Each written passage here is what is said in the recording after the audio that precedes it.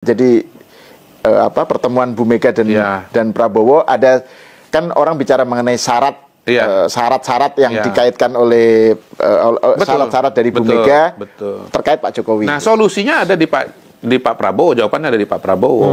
Ya, di Pak Prabowo. Saya pernah mendengar bahwa Pak Prabowo itu ya mengatakan ya itu nggak mungkin untuk meninggalkan Pak Jokowi. Pak Jokowi itu adalah bagian inheren dari Pak Prabowo, baik dari segi pelaksanaan programnya, baik dari penghargaan-penghargaan, kesempatan-kesempatan yang begitu luar biasa yang dan kontribusinya dalam pertarungan kemarin, kan? Adanya Gibran gitu. Jadi menurut saya pada hari ini memang bolanya balik lagi ke tangan Ibu Megawati gitu. Oke pemirsa, kali ini kita akan melihat dan menyimak beberapa video. Namun kita lihat dulu bagaimana respon dari M. Kodari antara isu atau soal isu pertemuan Prabowo dan Megawati. Nah, untuk lebih jelasnya, mari kita lihat dan simak sama-sama videonya. Jadi pertemuan Bu Mega dan Prabowo, ada kan orang bicara mengenai syarat-syarat yang dikaitkan oleh syarat-syarat dari Bu Mega terkait Pak Jokowi. Nah, solusinya ada di Pak Prabowo, jawabannya ada di Pak Prabowo. Ya, di Pak Prabowo. Saya pernah mendengar bahwa Pak Prabowo itu ya mengatakan ya itu nggak mungkin untuk meninggalkan Pak Jokowi.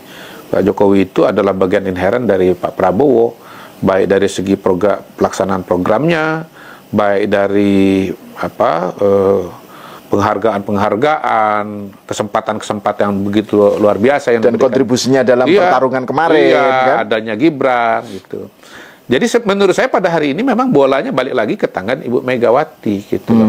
Bagaimana merumuskan term and condition yang bisa diterima oleh Pak Prabowo. Karena kalau bicara de facto, pada hari sebetulnya Pak Prabowo tuh nggak perlu amat dengan PDI. Karena kursi parlemen yang mendukung koalisi Indonesia Maju itu sudah mencapai 82%. Kursi PDI itu di DPR per hari ini sekitar 18% dari total keseluruhan kursi yang ada.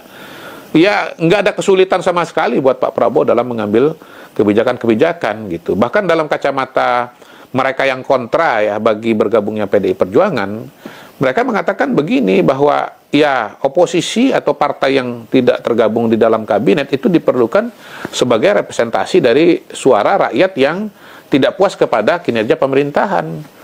Ya, dari pengalaman Pak Jokowi pengalaman Pak SBY, ya sehebat-hebatnya kinerja seorang presiden itu paling 80-85% tingkat kepuasannya. Nggak bisa tuh 95% itu, nggak bisa. Sehingga kemudian ya yang 15 atau 20% ini tetap perlu saluran perwakilan suara di DPR gitu. Kalau enggak nanti mereka bisa tumpah jadi parlemen jalanan, jadi anarki. Gini, parlemen jalanan itu kan resikonya dia anarki karena nggak ada sistem, nggak ada mekanisme di situ gitu. Tapi kalau orang oposisi, orang kritik di parlemen itu kan ada mekanisme, ada sistem. Dan itu kan pasti orang-orang yang sudah terpilih gitu loh. Dia bagian dari satu partai politik, dia bagian dari satu fraksi yang notabene betul-betul merupakan pelembagaan dari proses-proses politik yang ada. Demikian juga disampaikan oleh relawan Pak Joko Widodo, di mana mengatakan bahwa Prabowo Gibran tidak butuh PDIP, dan inilah pernyataan. Menurut hemat saya lebih baik ya yang di luar pemerintahan Prabowo Gibran ini mending ya udah di luar aja, karena kita juga satu nggak butuh. Yang kita butuhkan adalah benar-benar partner atau sekutu atau orang yang ingin bersama-sama memajukan daerah dan juga Indonesia ke depan. Yang merasa nyaman Golkar bersama saya merasa nyaman dengan partai-partai koalisi Indonesia Maju. Saya merasa nyaman ada Mbak Puan di sini malam hari ini. Dan saya menghargai PDIP. Walaupun saya punya gagasan persatuan nasional, mau ikut-ikut Bung Karno, tapi saya menghargai bahwa Untuk demokrasi mungkin perlu ada yang di luar koalisi sebagai check and balance untuk mengawasi kita. Tapi saya yakin, walaupun di luar di dalam, saya yakin di ujungnya seluruh partai politik yang di Indonesia, dalam hati mereka, hati paling dalam adalah cinta tanah air, cinta merah putih. Oh enggak ada itu ya. Oh enggak. Siapa yang memberitahu kan enggak ada. Ya, nanti konfirmasi ke PCU aja gitu, ya. Oh, berarti memang tidak ada pertemuan. Tidak ada rencana ya, sama sekali, Pak. Belum ada. Yang saya juga nggak mendengar masa harus bicara. Nggak ada, sampai saat ini nggak ada. Pak. Mengenai Gerindra dengan PDI Perjuangan, kita sempat tahu betul bahwa akan ada pertemuan dua tokoh politik begitu ya, Presiden Prabowo Subianto dengan Megawati Soekarno Putri. Itu sempat digaungkan sebelum Prabowo dilantik. Belum kejadian sampai saat ini. Sebenarnya apa sih yang membuat dua tokoh besar politik ini tidak jadi bertemu?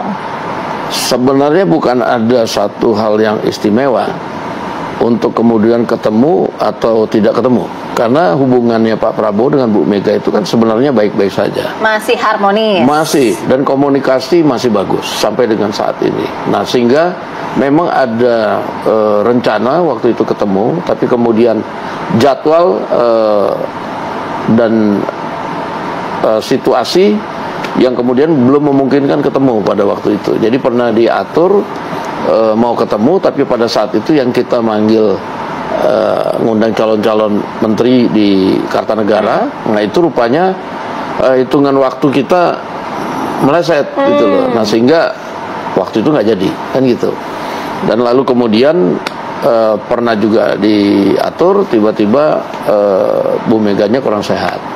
Ibu Mega meminta kepada saya untuk menyampaikan permohonan maaf kepada Pak Prabowo karena pada hari ini Ibu Mega dengan sangat terpaksa tidak dapat menghadiri pelantikan beliau sebagai Presiden Republik Indonesia karena memang kondisi kesehatan beliau setelah pulang dari rawatan napak tilas Bung Karno. Nah, Bu Mega tidak ingin prosesi pelantikan presiden yang begitu khidmat bagi bangsa dan negara Indonesia terganggu apabila beliau hadir di dalam ruangan itu lalu kemudian batuk dan flu dan sebagainya.